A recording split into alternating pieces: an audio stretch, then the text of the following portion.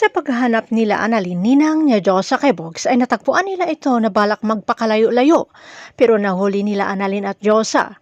Nakiusap si Annalyn na ibigay ang telepono sa kanila para malaman kung ano ang ebidensya na laman noon laban kay Moira.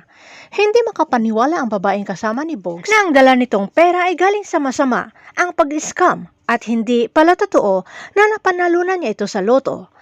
Dahil wala na nga ang telepono at nasa kay Moira na ito, ay ayon ni Bogs ibalik ang 1.5 milyon kaya kumaripas ito ng takbo. Kaya hinabol ito ni Annalyn. Pero sa kasamaang palad ay hindi nakita ni Bogs ang paparating na sasakyan, kaya nabundol siya.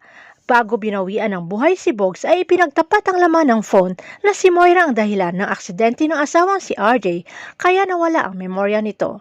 Hindi pa nagawang masabi ni Bogs ang ibang ebidensya at nalagutan na ito ng hininga. Samantala, may bahaging nasalita si RJ kay Moira na ito na siguro ang huling dinner nila na magkasama bilang pamilya at malapit niya na madiscovery kung ano ang tinatago ng asawa.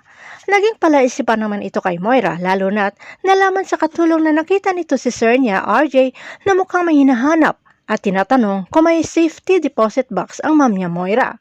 At biglang naalala ni Zoe ang hard drive, kaya labis ang takot na halos liparin ang hagdan papunta sa kanyang kwarto. At bingo, nawala ang laman ng black pouch, ang hard drive. Kahit burado na ang files, ay takot na takot si Zoe dahil ito'y isang krimen ng mami niya Moira. Nakasabwat rin si Zoe sa pagtatakip sa kasalanan ng mami niya Moira. Samantala, pagkatapos mag-walkout si RJ, sa pagtatalo nila ni Moira ay pumunta ito sa isang shop na mga espesyal sa computer. At pinapatingnan ni Doc RJ ang laman ng files ng hard drive.